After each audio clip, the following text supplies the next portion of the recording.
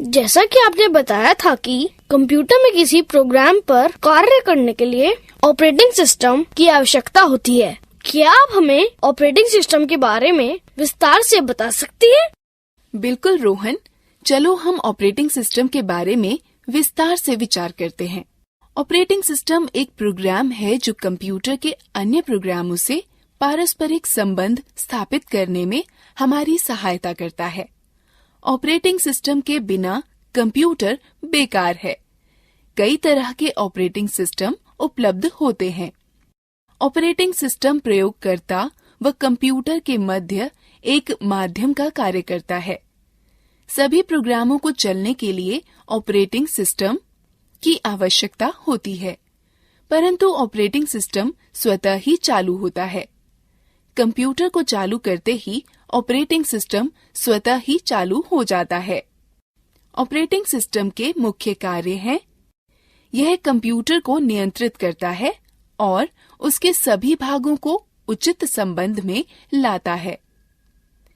यह उपयोगकर्ता व कंप्यूटर के मध्य पारस्परिक संबंधों को सुगम करता है। यह इनपुट व आउटपुट यंत्रों को नियंत्रित करता है। यह कंप्यूटर प्रोग्राम के निष्पादन को नियंत्रित करता है।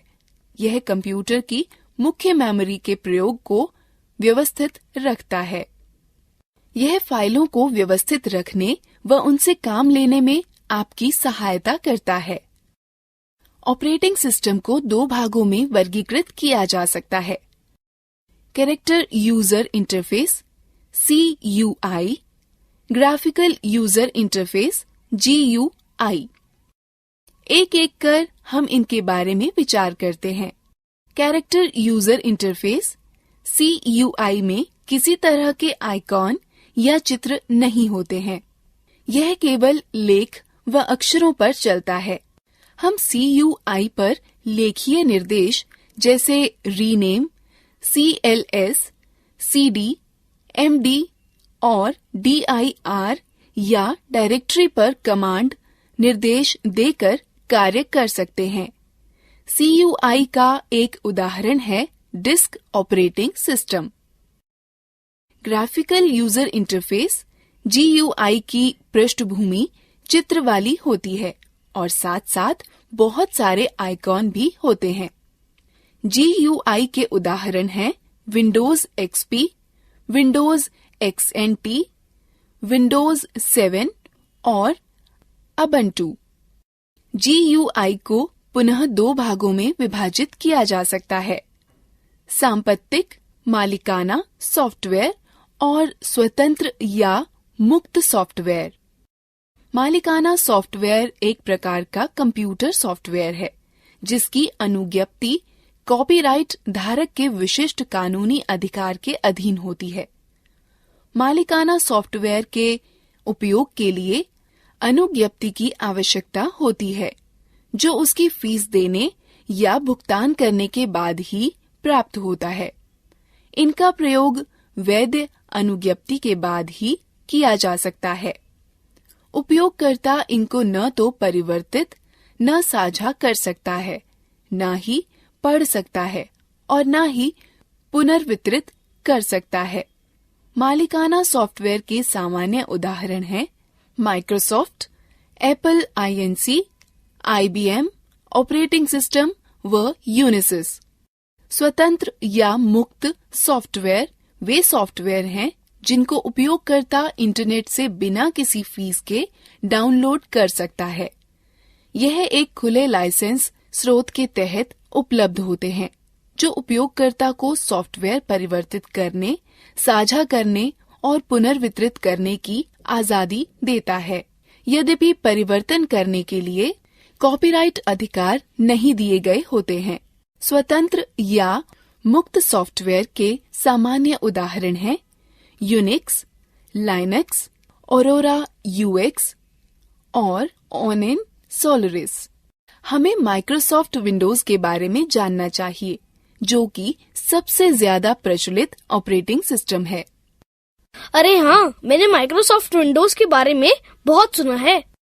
माइक्रोसॉफ्ट विंडोज माइक्रोसॉफ्ट द्वारा विकसित किए गए एवं बेचे गए ग्राफिकल इंटरफेस ऑपरेटिंग सिस्टम की श्रृंखला है। अधिकतर जिन कंप्यूटरों का हम प्रयोग करते हैं उनमें माइक्रोसॉफ्ट विंडोज का ऑपरेटिंग सिस्टम पूर्व स्थापित होता है। यदि आपके कंप्यूटर में विंडो ऑपरेटिंग सिस्टम नहीं है तो आप अनुज्ञप्त प्राप्त सॉफ्टवेयर प्रमाणित सॉफ्टवेयर विक्रेता के यहाँ से खरीद सकते हैं। इसके अतिरिक्त इस सॉफ्टवेयर को माइक्रोसॉफ्ट की वेबसाइट से ऑनलाइन भी खरीदा जा सकता है। GUI इंटरफेस प्रोग्राम प्रयोग करने व उनको संगठित करने में आपकी सहायता करता है। विंडोज विजिविग प्रकार के इंटरफेस होते हैं, जिसका अर्थ है कि जो आप देखते हैं वही आप प्राप्त करते हैं।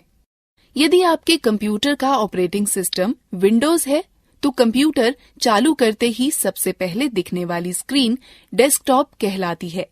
आप विंडोज डेस्कटॉप का प्रयोग सभी प्रोग्राम संचालित करने, संगठित करने में कर सकते हैं। डेस्कटॉप 2 भागों में विभाजित होता है, मुख्य भाग या विंडोज डेस्कटॉप तथा टास्क बार। नीचे पतली पट्टी को टास्क बार कहते हैं। टास्क बार में स्टार्ट बटन होता है, जिसके जरिए हम कंप्यूटर के अन्य प्रोग्रामों तक पहुंच सकते हैं। टास्क बार की पृष्ठभूमि को वॉलपेपर कहते हैं। कंप्यूटर आरंभ करने पर सबसे पहले दिखने वाली स्क्रीन डेस्कटॉप कहलाती है। डेस्कटॉप पर दिखने वाली छोटे छोटे चित्र आइकॉन कहलाते हैं। यह आइकॉन फाइल, प्रोग्राम और फोल्डर के शॉर्टकट छोटे रास्ते हैं जिनके जरिए इनमें आसानी से व जल्दी से पहुंचा जा सकता है। स्क्रीन के सबसे नीचे क्षितिज के समानांतर पट्टी को टास्क बार कहते हैं। टास्क बार पर एक और स्टार्ट बटन और दूसरी तरफ कई छोटे छोटे आइकॉन व शॉर्टकट होते हैं। कंप्यूटर पर चल रहे सभी उपयोजन व प्रोग्राम टास्क बार पर आइकॉन के रूप में दिखते हैं। कंप्यूटर पर चल रहे सभी एप्लीकेशन व प्रोग्राम इन्हीं आइकॉन के द्वारा एक्सेस उपयोग किए जा सकते हैं। टास्क बार कंप्यूटर पर चल रहे विभिन्न प्रोग्रामों में एक से दूसरे पर जाने का रास्ता उपलब्ध कराता है। यदि बहुत सारे एप्लीकेशन प्रोग्राम चल रहे हों और टास्क बार पर सभी आइकॉनों के लिए स्थान कम हो तो एक तरह के आइकॉन एक समूह में आ जाते हैं। स्टार्ट बटन के द्वारा आप अन्य प्रोग्रामों व सिस्टम की अन्य उपयोगिताओं का प्रयोग कर सकते हैं। स्टार्ट मेन्यू में मौजूद कंट्रोल पैनल का उपयोग कंप्यूटर में विभिन्न हार्डवेयर और सॉफ्टवेयर के विन्यासों या सेटिंग को बदलने के लिए किया जाता है। स्टार्ट मेन्यू के हेल्प और सपोर्ट मेन्यू का उपयोग विंडोज पर कार्य के दौरान आवश्यकता पड़ने पर सहायता प्राप्त करने के लिए किया जाता है। स्टार्ट मेन्यू की सहायता से आप मात्र एक क्लिक में कंप्यूटर को बंद कर सकते हैं, लॉग ऑफ या पुनः चालू कर सकते हैं। निम्न प्रक्रिया से आप अपने सिस्टम की तारीख व समय परिवर्तित कर सकते हैं। पहले टास्क बार पर दाईं ओर दिख रहे तारीख व समय पर क्लिक करें, तब एक घड़ी व कैलेंडर प्रकट होगा। टास्क बार पर तारीख व समय पर क्लिक करें, तब समय व तारीख परिवर्तन लिंक पर क्लिक करें। तत्पश्चात समय व तारीख परिवर्तन बटन पर क्लिक करें। समय व तारीख निर्धारित करें। समय व तारीख परिवर्तन को सुरक्षित करने के लिए हाँ पर क्लिक करें और समय व तारीख डायलॉग कोष्ठ पर वापस आएं। परिवर्तन सुरक्षित करने के लिए हाँ पर क्लिक करें। समय व तारीख डायलॉग कोष्ठ को बंद। डेस्कटॉप दर्शाने वाली स्क्रीन का वह भाग है जिसे आप कंप्यूटर लॉग ऑन करने पर देखते हैं। आइकॉनों के पीछे दिखने वाले चित्र दृश्य को वॉलपेपर अथवा डेस्कटॉप की पृष्ठभूमि कहते हैं। जब आप अपने कंप्यूटर को कुछ समय के लिए निष्क्रिय छोड़ देते हैं तो एक चित्र अथवा लेख की चलचित्र की प्रदर्शित होती है। इसे स्क्रीन सेवर कहते हैं। डेस्कटॉप की पृष्ठभूमि परिवर्तित करना। आप अपने कंप्यूटर के वॉलपेपर अथवा डेस्कटॉप की पृष्ठभूमि आइकॉनों को अपनी इच्छा के चित्र और दृश्य से बदल सकते हैं। पहला, डेस्कटॉप के खाली स्थान पर माउस का दायां राइट क्लिक बटन दबाएं। तत्पश्चात सूची के वैयक्तिक विकल्प पर क्लिक करें। तत्पश्चात डेस्कटॉप की पृष्ठभूमि लिंक पर क्लिक करें। तत्पश्चात चित्र का चयन करें और उसे डेस्कटॉप की पृष्ठभूमि की नियत करें। अंत में सेव या सुरक्षित बटन दबाकर परिवर्तनों को सुरक्षित करें। स्क्रीन सेवर नियत करना। यदि आप डेस्कटॉप की स्क्रीन सेवर परिवर्तित करना चाहते हैं तो यह प्रक्रिया अपनाएं। पहला, डेस्कटॉप के खाली स्थान पर उस माउस का दायां राइट क्लिक बटन दबाएं। तत्पश्चात सूची के वैयक्तिक विकल्प पर क्लिक करें। तत्पश्चात डेस्कटॉप की स्क्रीन सेवर लिंक पर क्लिक करें। तब स्क्रीन सेवर का ड्रॉप डाउन मेन्यू पर क्लिक कर सूची से स्क्रीन सेवर चुनें। तत्पश्चात स्क्रीन सेवर चालू करने के लिए वेट कॉम्बो बॉक्स से प्रतीक्षा समय के मिनट निर्धारित करें। तत्पश्चात प्रीव्यू बटन पर क्लिक कर स्क्रीन सेवर देखें। तब निर्धारित बटन पर क्लिक कर स्क्रीन सेवर को निर्धारित करें। अंत में सेव या सुरक्षित बटन दबाकर परिवर्तनों को सुरक्षित करें। अब रोहन, यह याद रखें कि एक कंप्यूटर में ऑपरेटिंग सिस्टम व व्यक्तिगत कार्यक्रमों के लिए उपलब्ध किसी सूचना को फाइल कहते हैं। एक फाइल एक दस्तावेज, चित्र, संगीत या चलचित्र हो सकती है। ढेर सारी फाइलों को एक स्थान पर रखने के लिए आप एक फोल्डर बनाते हैं। आप कंप्यूटर की किसी भी ड्राइव में फाइल या फोल्डर बना सकते हैं। फाइल या फोल्डर बनाने के पश्चात आप उसका नाम बदल सकते हैं, उसकी प्रतिलिपि बना सकते हैं, उसे कहीं और पेस्ट कर सकते हैं और उसे आवश्यकतानुसार मिटा भी सकते हैं। हम किसी ड्राइव में एक नया फोल्डर कैसे बनाते हैं? आसान है, बस निम्न प्रक्रिया अपनाओ। पहले स्टार्ट बटन को दबाकर स्टार्ट मेन्यू को खोलें। तब कंप्यूटर विंडो या विंडोज एक्सप्लोरर प्रदर्शित करने के लिए कंप्यूटर पर क्लिक करें। तब डी ड्राइव में उपलब्ध सामग्री देखने के लिए क्लिक डी ड्राइव पर क्लिक करें। तब नया फोल्डर बनाने के लिए मेन्यू बार में नए फोल्डर पर क्लिक करें। नए फोल्डर को नाम दे सकते हैं और एंटर दबाएं। आप फोल्डर के अंदर भी फोल्डर बना सकते हैं, जिसे सब फोल्डर कहते हैं। एक फोल्डर का चयन करें और उसे खोलें। उसमें खाली स्थान पर राइट क्लिक करें तो पॉपअप मेन्यू प्रकट होगा। उसमें सबसे पहले नया पर क्लिक करें और फिर फोल्डर चुनें। एक फोल्डर सृजित हो जाएगा। फाइल फोल्डर को खोलने के लिए निम्न का अनुसरण करें। पहले स्टार्ट बटन को दबा स्टार्ट मेन्यू को खोलें। तब कंप्यूटर विंडो या विंडोज एक्सप्लोरर प्रदर्शित करने के लिए कंप्यूटर पर क्लिक करें। तब डी ड्राइव में उपलब्ध सामग्री देखने के लिए डी ड्राइव पर क्लिक करें। तब जिस फोल्डर को आप खोलना चाहते हैं उस पर डबल क्लिक करें। उसे फोल्डर के अंदर जिस सब फोल्डर या फाइल को आप खोलना चाहते हैं पर डबल क्लिक करें। फाइल या फोल्डर को कैसे संरक्षित करें या नाम बदलें? जब आप डी ड्राइव में फोल्डर या सब फोल्डर या फाइल बनाते हैं तो स्वचालित रूप से न्यू फोल्डर या न्यू टेक्स्ट डॉक्यूमेंट के नाम से संरक्षित हो जाता है।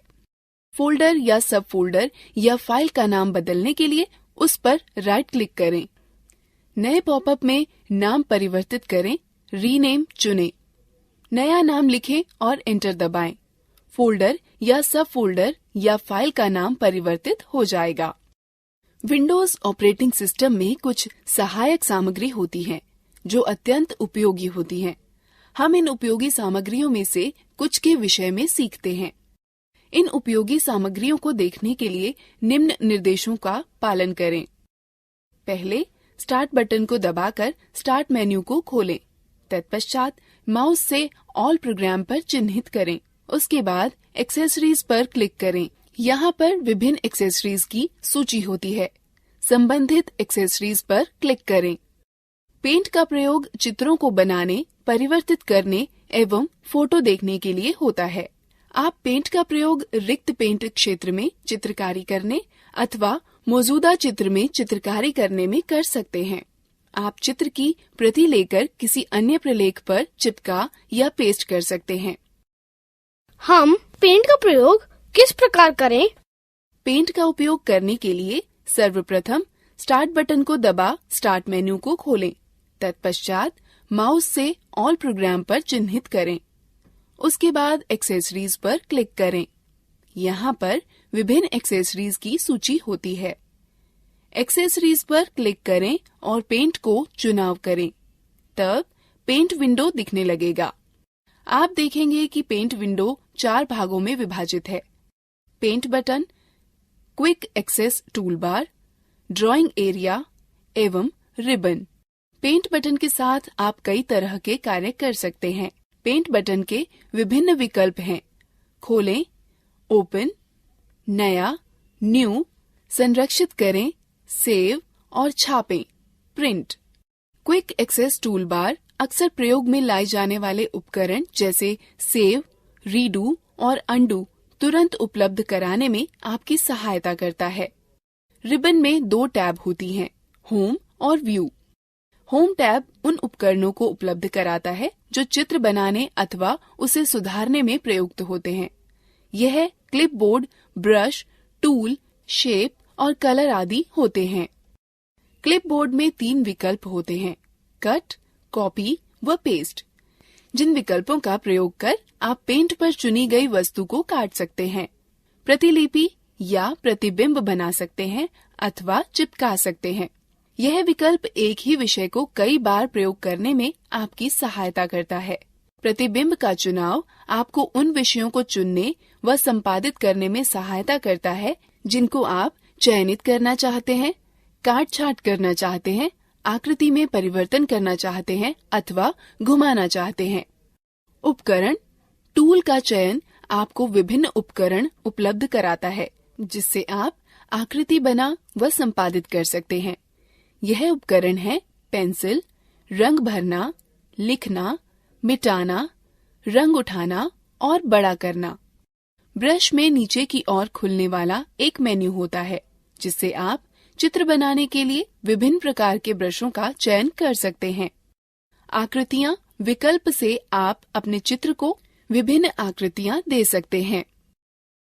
रंग विकल्प से आप अपने चित्र में विभिन्न रंग भर सकते हैं। प्रत्येक प्रश्न के लिए सही विकल्प चुनें। सही है, अच्छा प्रयास।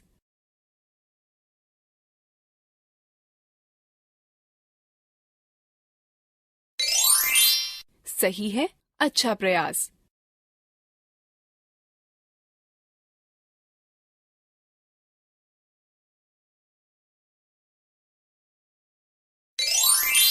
सही है, अच्छा प्रयास।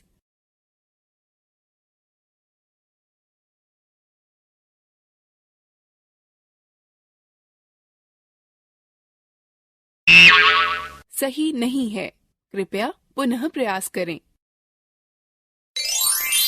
सही है, अच्छा प्रयास।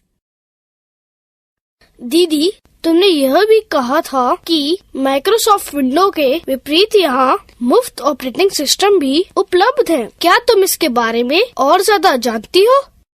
हाँ रोहन, लाइनक्स एक बहुत प्रसिद्ध मुक्त अथवा खुले स्रोत का ऑपरेटिंग सिस्टम है। यह सॉफ्टवेयर सबके लिए मुफ्त है और इंटरनेट से डाउनलोड भी किया जा सकता है। चलो हम इस पर नजर डालते हैं।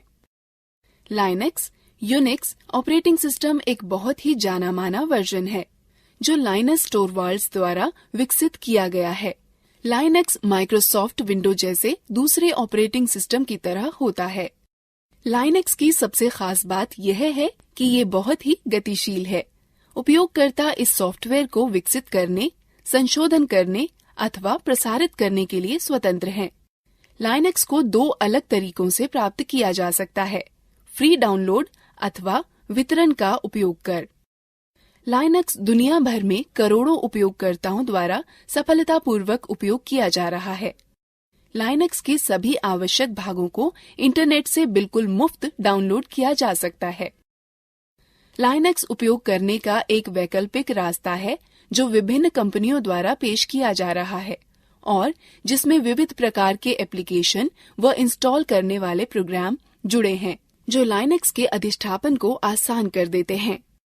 एक बहुत प्रसिद्ध लाइनक्स का वितरणकर्ता होता है जिसे अबंटू कहते हैं, जो कॉनिकल कंपनी द्वारा वितरित किया जाता है। अब हमें अबंटू के बारे में सीखना चाहिए। अबंटू एक स्वतंत्र मुक्त सॉफ्टवेयर प्लेटफॉर्म है जो स्मार्टफोन, टैबलेट और कंप्यूटर के द्वारा हर जगह चलाया जाता है। अबंटू में एक ग्राफिकल यूजर इंटरफेस या GUI होता है जो इसे विंडो अथवा एंड्रॉयड जैसे दूसरे प्रचलित ऑपरेटिंग की तरह बनाता है। अबंटू के वर्जन 12.10 डिफॉल्ट डेस्कटॉप वातावरण के रूप में यूनिटी का उपयोग करता है। यूनिटी डेस्कटॉप पृष्ठभूमि और 2 बार रखता है जिसे मेन्यू बार और लॉन्चर कहते हैं। मेन्यू बार डेस्कटॉप के शीर्ष पर स्थित क्षैतिज पट्टी है। लॉन्चर एक खड़ी पट्टी है जो मेन्यू बार के बाईं तरफ होती है। मेन्यू बार में सामान्य कार्य शामिल होते हैं जो अबंटू 12.10 में उपयोग होते हैं। जो आइकन्स मेन्यू बार के दाहिने तरफ होते हैं उसे संकेतक क्षेत्र कहते हैं। कीबोर्ड सूचक आपके कीबोर्ड लेआउट चुनने और कीबोर्ड प्राथमिकताओं को बदलने की अनुमति देता है। संदेश सूचक में सभी सोशल एप्लीकेशन को शामिल किया जाता है जो तत्काल instant messenger client, email client, micro blogging application और दूसरे समान एप्लीकेशन को सम्मिलित रखता है। नेटवर्क सूचक आपको तारयुक्त अथवा तारमुक्त नेटवर्क को आसानी से जोड़ने और नेटवर्क कनेक्शन को प्रबंधित करने की अनुमति देता है। ध्वनि सूचक ध्वनि की मात्रा के रूप में अच्छी तरह से उपयोग अपने म्यूजिक प्लेयर और ध्वनि सेटिंग्स समायोजित करने के लिए एक आसान तरीका प्रदान करता है। घड़ी सही समय प्रदर्शित करती है और कैलेंडर समय और तारीख सेटिंग्स का उपयोग करने के लिए आसान तरीका उपलब्ध कराता है। यूजर मेन्यू आपको अलग अलग उपयोगकर्ताओं और ऑनलाइन सामग्री और उपयोगकर्ता खातों के बीच परिवर्तन करने की अनुमति देता है। एक सत्र या सेशन सूचक सिस्टम सेटिंग का उपयोग करने, सॉफ्टवेयर अपडेट करने, प्रिंटर डिवाइस को लॉक करने के लिए सेशन विकल्प प्रदान करने, सेशन से लॉग आउट होने, कंप्यूटर को पुनः आरंभ करने या पूरी तरह से बंद करने के लिए आसान तरीका उपलब्ध कराता है। एप्लीकेशन मेन्यू एक प्रणाली है जहां किसी एप्लीकेशन में विभिन्न कार्य जैसे परिवर्तन करने, देखने आदि को निष्पादित किए जा सकते हैं। अन्य GUI वातावरण के विपरीत यूटिलिटी में आवेदन मेन मेन्यू बार के बाईं ओर स्थित है। एक विशिष्ट आवेदन को देखने के लिए आप सूचक का प्रयोग करके डेस्कटॉप के मेन्यू बार पर आवेदन आइकन के लिए माउस को स्थानांतरित कर सकते हैं। यह डेस्कटॉप के मेन्यू बार में खुद को ऊपर रखकर एप्लीकेशन को सक्षम करेगा, इसलिए इस एप्लीकेशन को देखा और इस्तेमाल किया जा सकता है। माउस को मेन्यू बार से दूर ले जाने पर डेस्कटॉप फिर से दिखाई देने लगता है। यूटिलिटी का वह फीचर जो एप्लीकेशन दिखाता है, एप्लीकेशन के मेन्यू केवल जब जरूरत होती है, जब ये नेटबुक और लैपटॉप उपयोगकर्ताओं के लिए फायदेमंद होता है और इसे अधिक मुक्त वर्क स्पेस प्रदान करता है। ऊर्ध्वाधर पट्टी के आइकन्स जो स्क्रीन के बाईं तरफ होते हैं लॉन्चर कहलाते हैं।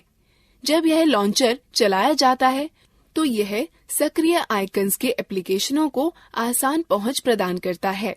लॉन्चर में सबसे ऊपर पहला आइकन डैश कहलाता है जो एक निर्णायक खोज व मूल तत्व है।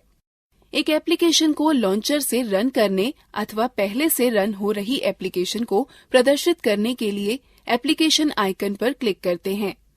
फोरग्राउंड में एप्लीकेशन अपने आइकन के दाहिनी तरफ एक अकेले सफेद त्रिकोण के द्वारा संकेतित किया जाता है। लॉन्चर के द्वारा एप्लीकेशन जोड़ना और हटाना। एक एप्लीकेशन को जोड़ने के लिए लॉन्चर के एप्लीकेशन आइकन पर दाहिने क्लिक करके और लॉन्चर के लॉक का चयन करके एप्लीकेशन को रन करें। लॉन्चर से एक एप्लीकेशन को हटाने के लिए पहले एप्लीकेशन आइकन पर दाहिने क्लिक करें, फिर अनलॉक से लॉन्चर का चयन करें।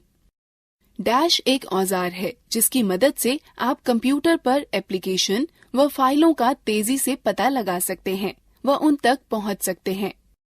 डैश का पता लगाने के लिए लॉन्चर के सबसे ऊपर वाले आइकॉन जिस पर उबुंटू का प्रतीक चिन्ह बना हो पर क्लिक करें।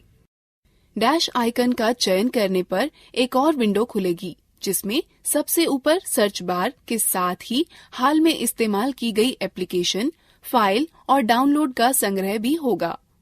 डैश आपको स्थानीय स्तर व सुदूर की सूचनाएं खोजने की अनुमति देता है। डैश की मुख्य विशेषताएं। डैश की दो मुख्य विशेषताएं हैं, फाइलें व फोल्डर ढूंढना और एप्लीकेशन को ढूंढना।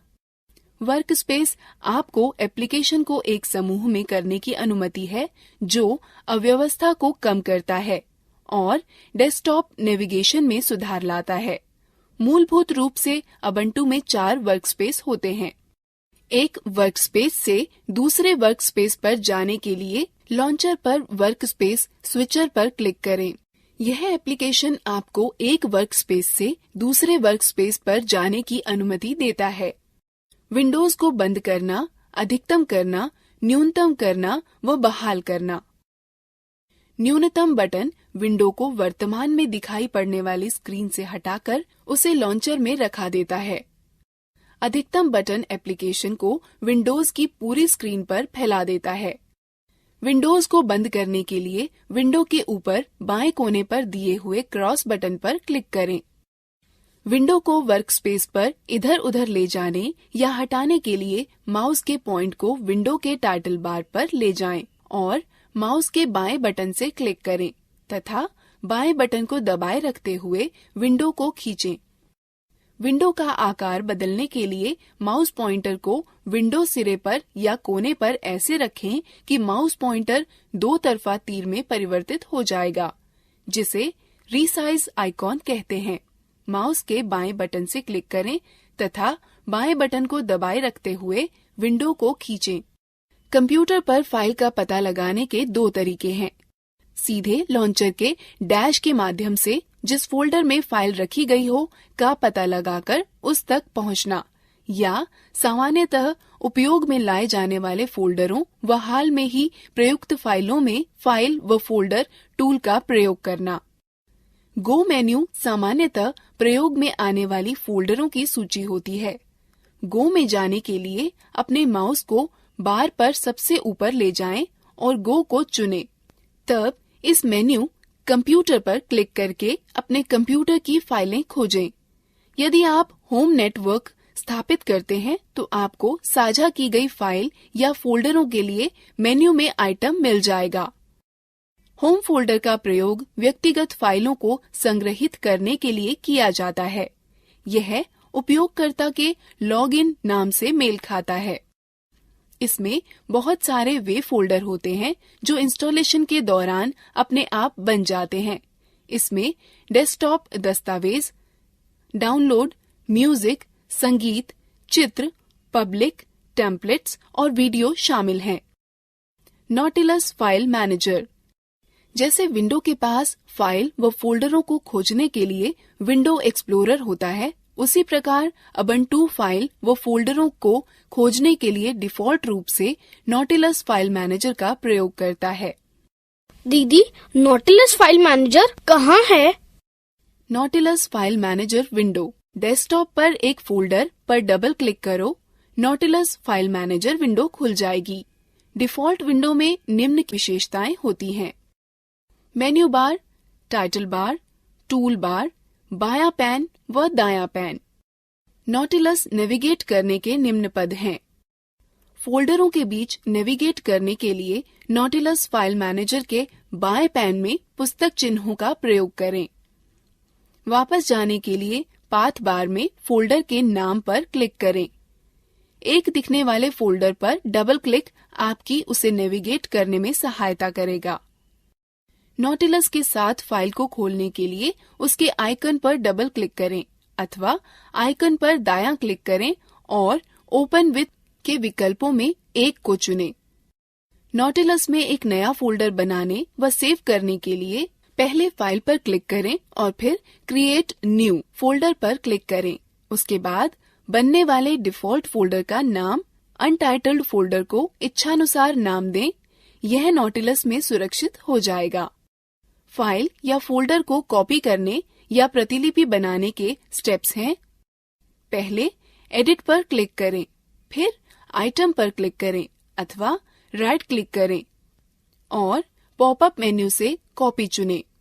अब आप कॉपी की गई फाइल को इच्छित स्थान पर पेस्ट करें। कई नॉटिलस विंडोज का प्रयोग करना। आप निम्न प्रकार से कई नॉटिलस विंडो भी खोल सकते हैं। पहले फाइल बनाएं, तब न्यू विंडो पर क्लिक करें।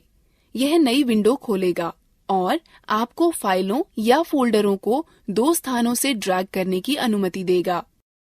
नया टैब खोलने के लिए पहले फाइल पर क्लिक करें, फिर न्यू टैब। फाइल की ब्राउजिंग के लिए प्रयोग किए जाने वाले स्थान के ऊपर 2 टैब युक्त एक नई पंक्ति खुलेगी। दूसरा पैन खोलने के लिए व्यू पर क्लिक करें, फिर एक्स्ट्रा पैन पर। यह आपको टैब या विंडो के मध्य स्विच किए बिना ही 2 स्थानों पर एक साथ देखने की सुविधा देता है। आप नॉटिलस या डैश का प्रयोग कर फाइल या फोल्डर को खोज सकते हैं। पहले नॉटिलस में गो सर्च फॉर फाइल पर क्लिक करें या कंट्रोल के साथ F दबाएं। फिर जो खोजना चाहते हो उसे टाइप करें। डैश में सबसे ऊपर सर्च बार में आप केवल खोज का टर्म टाइप करें। उबुंटू में लिब्रे ऑफिस सबसे अधिक लोकप्रिय सुइट है जो डिफॉल्ट रूप से स्थापित होता है। यह भी वैसी ही कार्यप्रणाली उपलब्ध कराता है जैसे कि Microsoft Word, Excel, PowerPoint, सिर्फ इसके कि यह एक मुक्त स्वतंत्र सॉफ्टवेयर है। इन सभी एप्लीकेशनों तक लॉन्चर के द्वारा पहुंचा जा सकता है। इसमें निम्न घटक शामिल हैं जो दूसरे ऑपरेटिंग सिस्टम में अलग अलग नामों से पाए जाते हैं: writer, word processor, clack, spreadsheet, impress, presentation, draw, drawing sheet, base, database, math, equation editor. क्या मुक्त स्वतंत्र सॉफ्टवेयर के विषय में सीखना मजेदार नहीं था? चलो अब हम लोग मजेदार गतिविधि में भाग लेंगे। प्रत्येक प्रश्न के लिए सही विकल्प चुनें। सही है, अच्छा प्रयास।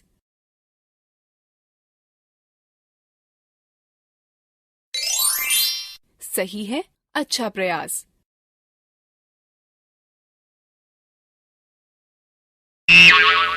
सही नहीं है, कृपया पुनः प्रयास करें।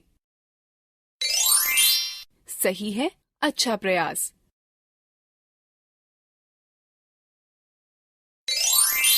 सही है, अच्छा प्रयास। दीदी, क्या मोबाइल फोन व टैबलेट भी कंप्यूटर की तरह ऑपरेटिंग सिस्टम रखते हैं? हाँ रोहन, आजकल मोबाइल फोन व टैबलेट भी पर्सनल कंप्यूटर के ऑपरेटिंग सिस्टम की खूबियां रखते हैं। साथ ही साथ अन्य खूबियां जैसे touch screen, cellular, Bluetooth, wifi, GPS mobile, navigation, camera, video camera, speech recognition, आवाज रिकॉर्डर, म्यूजिक प्लेयर व अन्य विशेषताएं। अधिकांश मोबाइल फोनों में एंड्रॉयड, विंडोज अथवा सिम्बियन ऑपरेटिंग सिस्टम होता है। ओह, मैं मोबाइल फोनों के विषय में और बहुत कुछ जानना चाहता हूँ। क्या आप मुझे सिखा सकती हैं? हाँ बिल्कुल, चलो यहाँ से शुरू करते हैं कि एक मोबाइल फोन में विभिन्न सुविधाओं का प्रयोग कैसे करते हैं। सबसे पहले यह सीखते हैं कि मोबाइल फोन से कॉल कैसे करते हैं। कॉल करने के लिए कीपैड पर फोन नंबर टाइप करें। यदि आपके पास स्मार्टफोन है तो होम स्क्रीन पर फोन आइकन पर जाएं और उस पर टैप दें। आप स्क्रीन पर नंबर पैड देखेंगे। जिस नंबर पर आप बात करना चाहते हैं उसे टाइप करें। उसके बाद बाईं तरफ हरा बटन अथवा उत्तर बटन दबाएं। स्मार्टफोन होने पर हरे बटन पर टैप दें। स्क्रीन दर्शाएगी कि नंबर डायल हो रहा है कि कनेक्ट हो रहा है। इस तरह आप कॉल कर सकते हैं। कॉल समाप्त करने के लिए लाल बटन दबाएं अथवा लाल बटन पर टैप दें। अब हम सीखते हैं कि कॉल का उत्तर कैसे दें अथवा निरस्त कैसे करें। जब आपके फोन की घंटी बजे तो उत्तर देने के लिए हरा बटन दबाएं। स्मार्टफोन होने पर बाएं से दाएं स्वाइप करें। कॉल निरस्त करने के लिए लाल बटन दबाएं। स्मार्टफोन होने पर दाएं से बाएं स्वाइप करें। हम पिछले मिलाए गए नंबर पर कॉल कैसे कर सकते हैं? आसान है। पहले होम स्क्रीन पर बाईं तरफ के हरे बटन को दबाएं। यह सभी डायल किए गए, प्राप्त किए गए व छूटे नंबरों की सूची दिखाएगा। स्मार्टफोन होने पर फोन आइकन पर टैप दें। यह सभी डायल किए गए, प्राप्त किए गए व छूटे नंबरों की सूची दिखाएगा। उसके पश्चात नंबर चुनें और हरा बटन दबाएं। इसी तरह स्मार्टफोन होने पर नंबर पर टैप दें। नंबर की डायल होने लगेगा। आप कॉल इतिहास इस तरह देख सकते हैं। पहले स्टैंड बाय मोड में मेन्यू दबाएं। स्मार्टफोन होने पर फोन आइकन पर टैप दें। तब कॉल रजिस्टर या कॉल इतिहास या कॉल लॉग चुनें। उसके बाद यह प्राप्त कॉल, छूटी कॉल, डायल की गई कॉल के 3 टैब दिखाएगा। फिर जिस टैब को आप देखना चाहते हैं उस पर क्लिक करें। यह आपको कॉलों की सूची, समय व तिथि के साथ दिखाएगा। स्मार्टफोन होने पर सभी कॉलें एक ही सूची में दिखेंगी। हरा तीर प्राप्त कॉलें, नीला तीर डायल की गई कॉलें व लाल तीर छूटी कॉलें दर्शाता है। आप नंबर पर कॉल कर सकते हैं, नंबर को संपर्क बुक में सुरक्षित कर सकते हैं या उस पर संदेश भेज सकते हैं। फोन में ध्वनि का स्तर को निम्न रूप से अनुकूल करते हैं। सबसे पहले फोन की मुख्य स्क्रीन में मेन्यू बटन दबाएं। फिर विकल्प मेन्यू में सेटिंग पर क्लिक करें। उसके बाद सेटिंग मेन्यू में साउंड या ऑडियो विकल्प चुनें। उसके बाद साउंड मेन्यू में वॉल्यूम विकल्प ढूंढें। रिंगर या रिंगटोन में वॉल्यूम कंट्रोल पाए जाते हैं। अंत में स्पीकर विकल्प पर चुनें व कीपैड को ऊपर नीचे कर वॉल्यूम लेवल सेट करें। आपके स्मार्टफोन में आवाज नियंत्रित करने वाले बटन बाहर होते हैं। मात्र इधर उधर दबाकर आवाज की प्रबलता नियंत्रित की जाती है। मैं अपने मित्र का फोन नंबर व अमित का नाम शामिल करना चाहता हूँ। मैं कैसे कर सकता हूँ? आप नया संपर्क ऐसे जोड़ सकते हैं।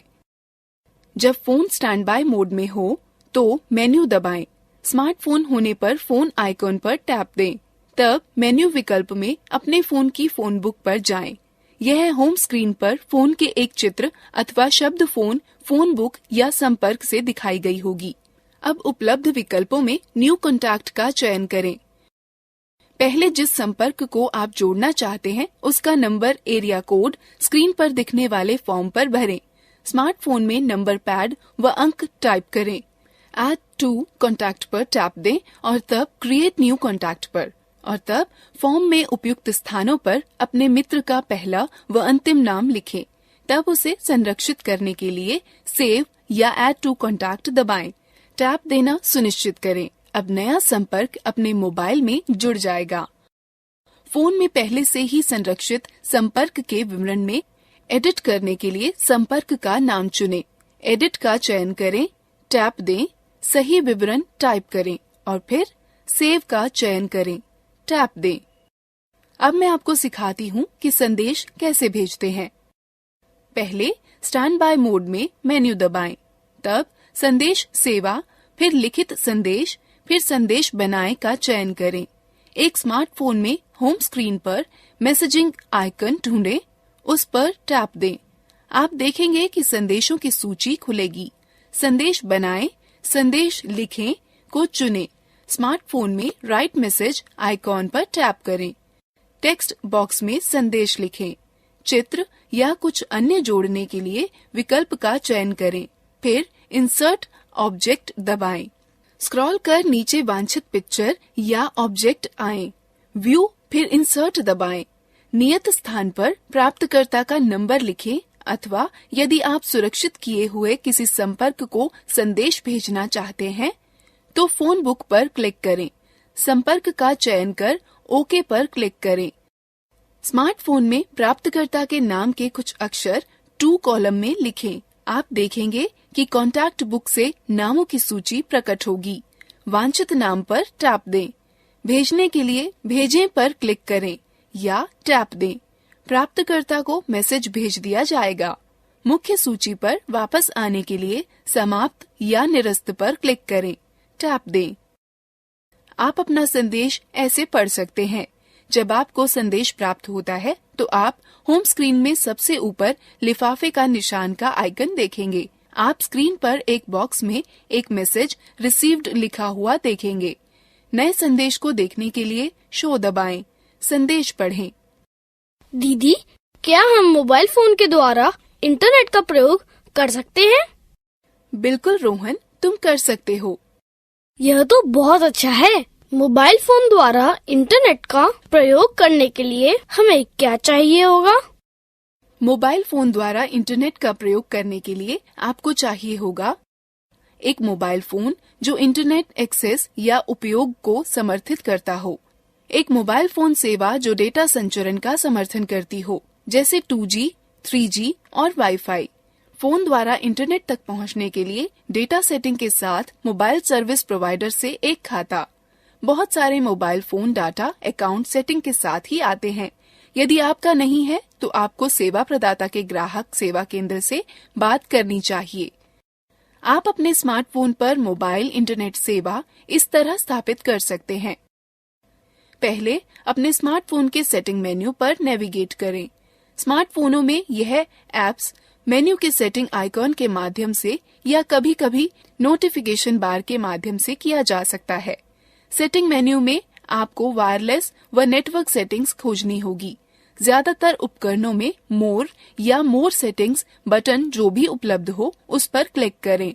जब वायरलेस और नेटवर्क सेटिंग हो जाती है तो आप इंटरनेट, वाईफाई या मोबाइल नेटवर्क के माध्यम से जोड़ सकते हैं।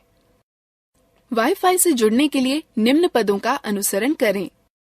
पहले सेटिंग विकल्प से अथवा नोटिफिकेशन मेन्यू में वाईफाई बटन को क्लिक करके वाईफाई विकल्प को चालू करें।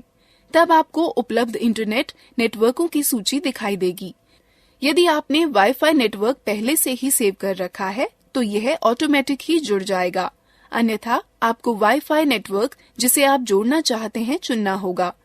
यदि पासवर्ड की आवश्यकता हो तो उसे इंटर करें और कनेक्ट पर क्लिक करें। इंटरनेट का उपयोग करने के लिए इंटरनेट ब्राउजर का उपयोग करें। इंटरनेट के लिए मोबाइल नेटवर्क जोड़ना। पहले वायरलेस व नेटवर्क विकल्प में अधिक सेटिंग या मोर सेटिंग विकल्प पर जाएं। तब मोबाइल नेटवर्क पर क्लिक करें। वहां आपको मोबाइल डाटा चेक बॉक्स को चेक करना होगा। अब इंटरनेट तक पहुंचने के लिए इंटरनेट ब्राउजर का उपयोग करें।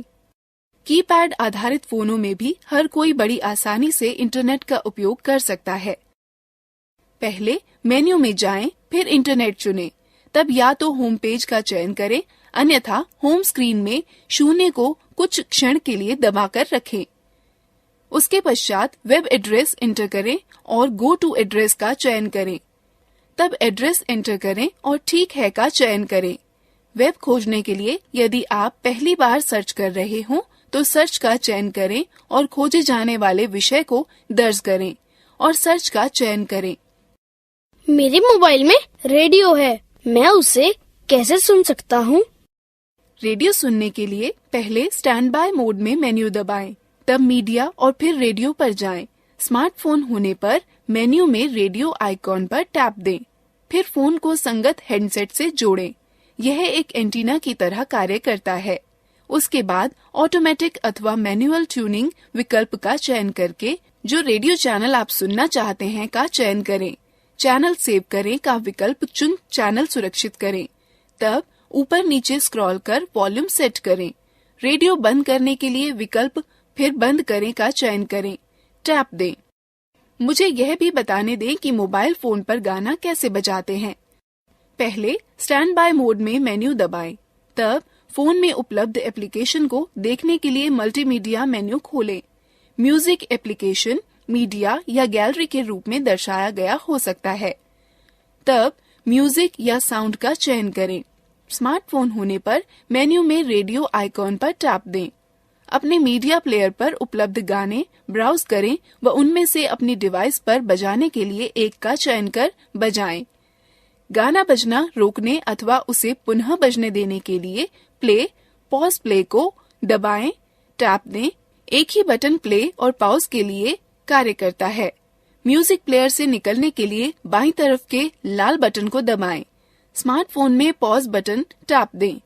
आपको अपने फोन पर गाने स्टोर करने के लिए मेमोरी कार्ड की आवश्यकता होगी।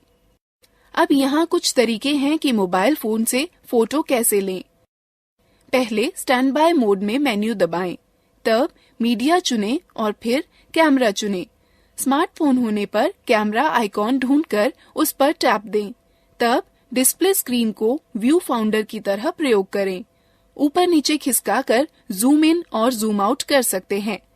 स्मार्टफोन में अपनी उंगलियों की चुटकी को फैलाकर अथवा सिकोड़कर स्क्रीन को फैलाकर डिस्प्ले का आकार बड़ा व छोटा कर सकते हैं।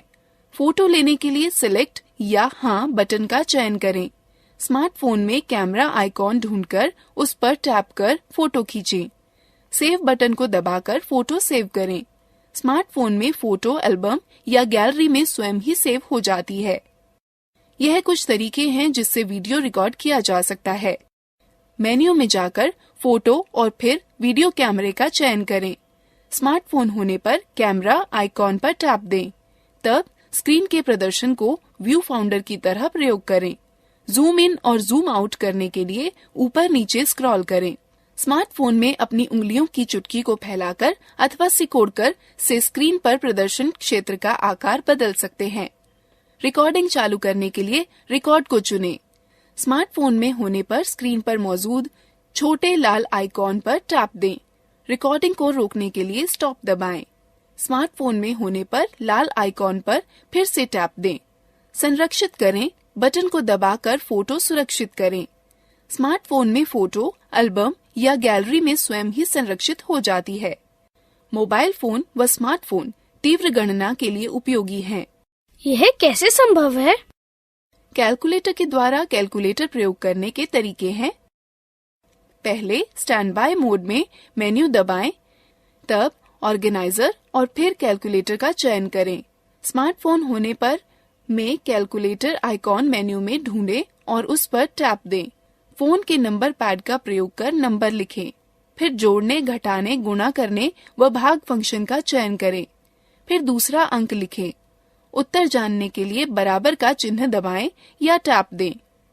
धन्यवाद दीदी, आपके कारण मुझे मोबाइल फोनों के बारे में इतनी जानकारी प्राप्त हुई। मुझे टैबलेट में भी दिलचस्पी है।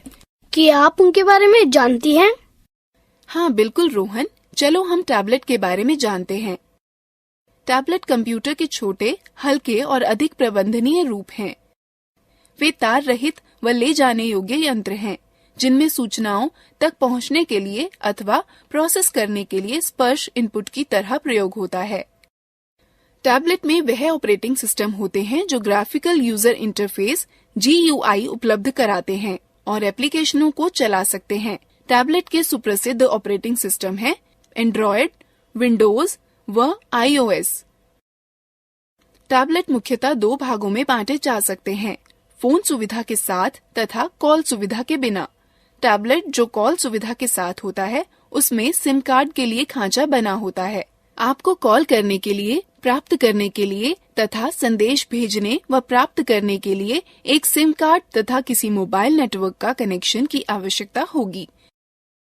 टैबलेट जिसमें कॉल सुविधा नहीं होती है, उसमें सिम कार्ड के लिए स्लॉट नहीं होगा, लेकिन उसमें अन्य सभी विशेषताएं समान होती हैं। तब भी आप इंटरनेट के प्रयोग से कॉल करने में समर्थ होंगे।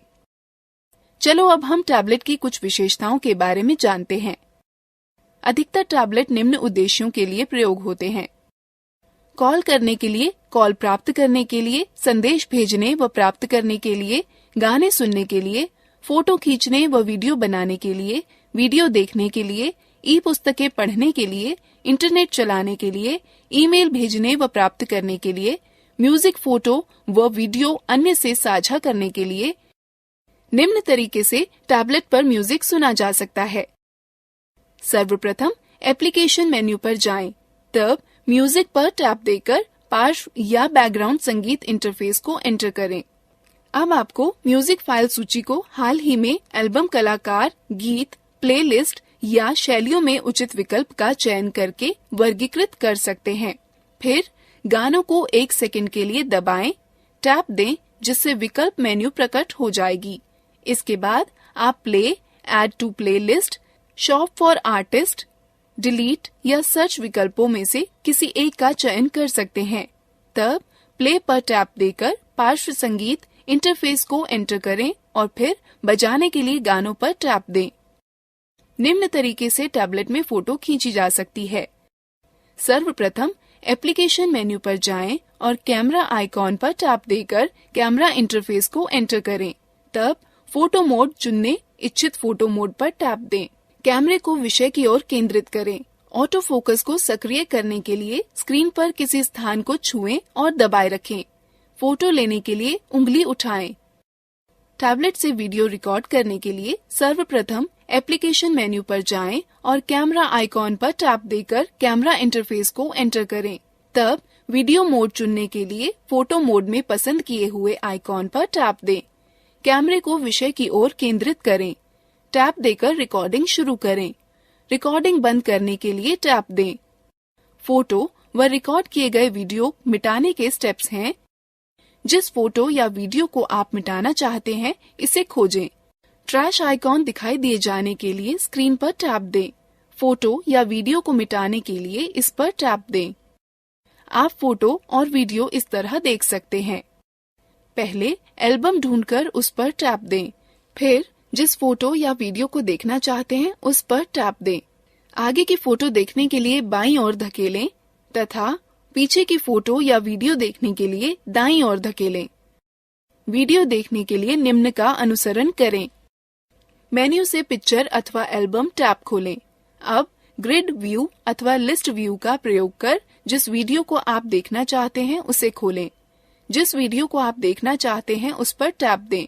यदि प्लेबैक नियंत्रण प्रदर्शित नहीं हो रहे हैं तो उन्हें देखने के लिए स्क्रीन पर टैप दें। वीडियो रोकने के निम्न पद हैं। जब वीडियो चल रहा हो तो प्लेबैक नियंत्रण देखने के लिए स्क्रीन पर टैप दें।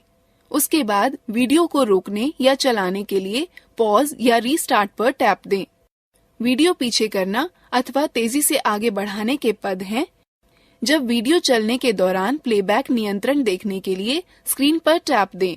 इसके बाद वीडियो को तेजी से आगे ले जाने के लिए प्रोग्रेस बार मार्कर को दाईं ओर और पीछे ले जाने के लिए बाईं ओर खींचें। टैबलेट में ई बुक पढ़ने के लिए पहले टैबलेट में इंस्टॉल किए हुए डिफॉल्ट बुक रीडर पर जाएं। फिर बुक रीडर आइकॉन पर टैप दें। उसके बाद पूर्व स्थापित किताबों में से जो किताब पढ़नी हो उसका चयन करें। फिर किताब पढ़ना प्रारंभ करने के लिए बुक्स आइकॉन पर टैप दें। मैंने सुना है कि आप टैबलेट से ईमेल भेज व प्राप्त कर सकते हैं। हाँ रोहन, टैबलेट पर इंस्टॉल किए हुए विशिष्ट एप्लीकेशनों का प्रयोग करके लगभग सभी पॉपअप या IMAP ईमेल पतों का उपयोग ईमेल भेजने व प्राप्त करने के लिए कर सकते हैं। चलिए हम आपको टैबलेट में ईमेल लिखने के तरीकों के बारे में बताते हैं। मेन्यू में इंटरनेट ब्राउजर आइकॉन पर क्लिक करें। फिर ईमेल आइकॉन पर क्लिक करें। एक विंडो खुलेगी जिसके शीर्ष पर एक क्षैतिज बार होगा। जिस ईमेल सर्विस प्रदाता का उपयोग करना चाहते हो उसका URL एंटर करें। उदाहरण के लिए www.gmail.com। अब दिए गए स्थान पर यूजर नेम व पासवर्ड डालें व साइन इन पर टैप दें। यहाँ इस पृष्ठ पर कंपोज या राइट न्यू पर टैप दें। नई विंडो में सेवा में के क्षेत्र में प्राप्तकर्ता का ईमेल ID एंटर करें। विषय के क्षेत्र में विषय एंटर करें। बीच के खाली स्थान में संदेश एंटर करें। तत्पश्चात सेंड आइकॉन पर टैप दें। प्राप्त ईमेल को पढ़ने के लिए पहले जब आपको कोई ईमेल प्राप्त होगी तो स्क्रीन पर सबसे ऊपर एक लिफाफा बनकर आएगा। आइकॉन को देखने के लिए स्क्रीन को नीचे खिसकाएं। यथाक्रम मेन्यू में ईमेल भेजने वाले के आइकन पर जाएं। अब आइकॉन पर टैप दें। स्क्रीन पर आपका मेल इनबॉक्स खुल जाएगा। ईमेल पर टैप दें और उसे पढ़ें। हम किसी फाइल को टैबलेट पर कैसे ढूंढते हैं? टैबलेट में फाइल या फोल्डर ढूंढने के दो तरीके हैं। आप या तो टैबलेट पर स्थापित फाइल मैनेजर का प्रयोग करें या तो होम स्क्रीन पर स्थित ऑनलाइन सर्च इंजन का प्रयोग करें। फाइल मैनेजर का प्रयोग करके होम स्क्रीन पर फाइल मैनेजर या फाइल ब्राउजर ऐप ढूंढें। उस पर टैप दें। यह सबसे ऊपर माय फाइल दिखाएगा। सूची से वांछित फाइल या फोल्डर को ढूंढें। उसे खोलने के लिए उस पर टैप दें। सर्च इंजन का प्रयोग करके होम स्क्रीन पर मैग्नीफाइंग ग्लास की तरह दिखने वाले सर्च आइकॉन को ढूंढें। उस पर टैप दें, जिससे एक नई विंडो प्रकट होगी। आप देखेंगे कि उस पर एक क्षैतिज टैब में सर्च लिखा होगा। उसमें जो सूचना आप ढूंढना चाहते हैं उसके पहचान शब्द लिखें। ऑनलाइन सर्च का परिणाम स्क्रीन पर आ जाएगा। इसको खोलने के लिए वांछित पर टैप दें।